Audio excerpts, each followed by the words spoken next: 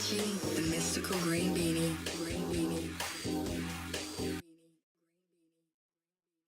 Hey, what's going on, dudes and dudettes? I am the Mystical Green Beanie, and first things first, I want to apologize for not uploading in a while. What I had to do was get a brand new computer setup, and that cost a lot of money and a lot of my time. So yeah, that's where I'm at right now. Anyways, welcome to part 4, I think? Part 4? This should be part 4 of my Ultimate Spider-Man Mega Ultra Super Duper, I can't believe I just said duper, retrospective review for Ultimate Spider-Man. And today we're taking a look at the 6-issue miniseries Ultimate Fallout. And basically Ultimate Fallout is really just a bridge to get us from one status quo to the next. And it's not just for Spider-Man, it's for the entire Ultimate Universe. But seriously, it opens up with Aunt May and Gwen being escorted to Peter's funeral by Tony Stark, and immediately she's shocked at how public the funeral is, and how there's so many people gathered outside the church, and her gut reaction is, nope, nope, nope, nope, nope, nope, nope, nope, nope, nope, because it's too overwhelming for her. This is too big in her eyes, and it's not what she wanted. But then Tony has this wonderful line where he says that the city needs to grieve too. And I've always been torn on this because I've never really known how to take that idea. Because on the one hand, it is sweet seeing how Peter has affected the city in such a way that all of New York would gather together to pay their respects. But later on, we see a lot of people being interviewed in the crowd that are using Peter's funeral as a platform to get their 15 minutes of fame. So I'm not sure whether or not I'm supposed to take all this in altruistically and see that through Peter's sacrifice, he truly made the people of New York better. Because as someone said in my review for The Death of Ultimate Spider-Man, in this universe, Peter was essentially Superman. He was the moral fiber of the Ultimate Universe. And now that he's gone, I want to say that his altruism, for lack of a better term, was webbed throughout the city. But at the same time, this is still the Ultimate Universe. This is a world very much like our own, in which people are shallow, people are selfish, and society is broken. But I can't tell if Peter's sacrifice had the same effect on the city that Superman's had, where it truly pushed people to be the best that they could possibly aspire to be, or if it was something that trended on Twitter for about 5 hours and then got bumped down by a cat video or a sex scandal. Regardless of which, there's this lovely scene where this 5 or 6 year old little girl asks Aunt May if she was Spider-Man's mom, and then the two have a back and forth, and the little girl shows Aunt May the burn scar on her face and says, "When I was little, Spider-Man saved me from a fire, and I didn't die." And that's such a powerful moment for a couple of reasons. Reason number A, it tells you all that you need to know about who Peter was as a character. That the phrase, "with great power there must also come a great responsibility," wasn't just an empty saying to him. It was a motto. It was a life calling. They were the words that he lived by and the words that he died by.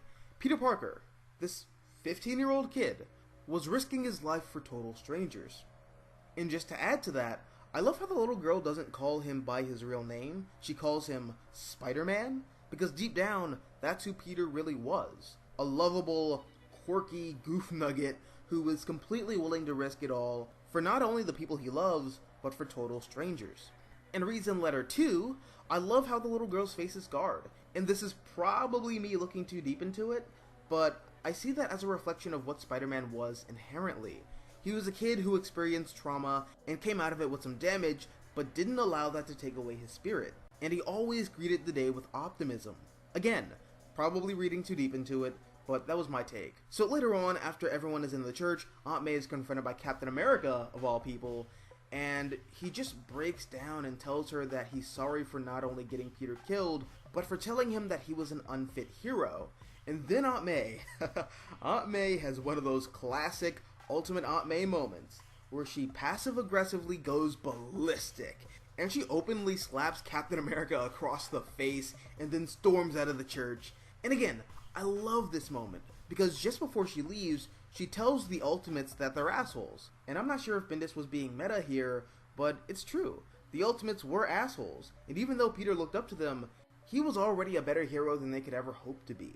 Again, this is a powerful moment, and as I said throughout the series, say what you want about Bendis now, but when Bendis really wants to, my god, can he pull a reaction from you.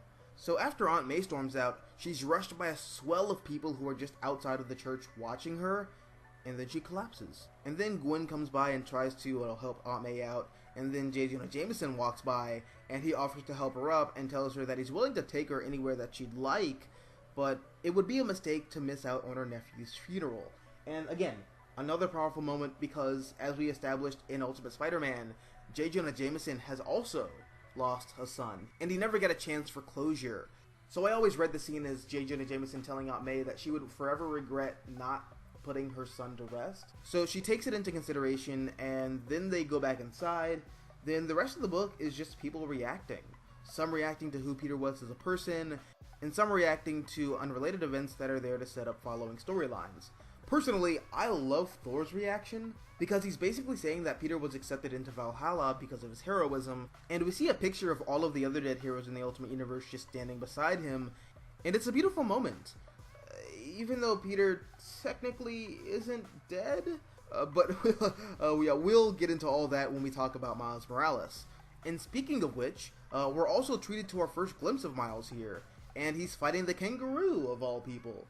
And there's this hilarious joke that actually doesn't get old. I still think it's kind of funny, because when Miles first started out, he wore this weird Spider-Man Halloween costume, and whenever he'd do anything, people would look at him and say, "Yeah, dude, that costume is in poor taste." And if we're being completely honest here, you can kind of use that phrase for most of the Marvel Legacy heroes, but I'm not gonna open that can of worms right now. Anyways, after Miles wins the fight, he goes to one of the rooftops and pulls his mask off, and my first reaction was, "Holy crap, this kid is young."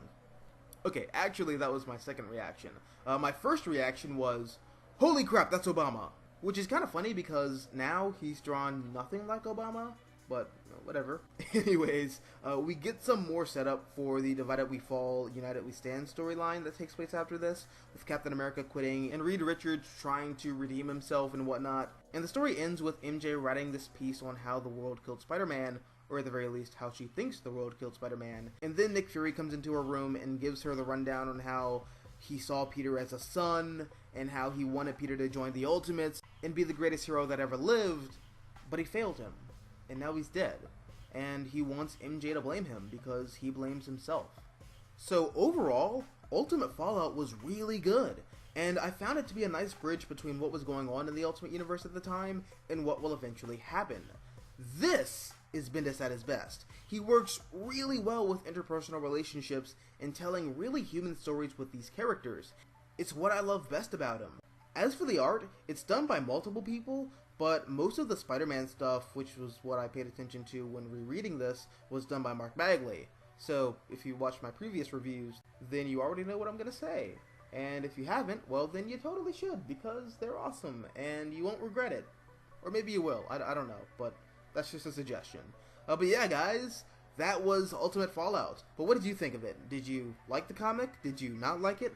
Let me know down below in that comment section. Also, if you found this video even slightly bearable, hit the like button and share. As always, I'm the Mystical Green Beanie. Thank you for watching, and as always, until next time, adios nachos, adios.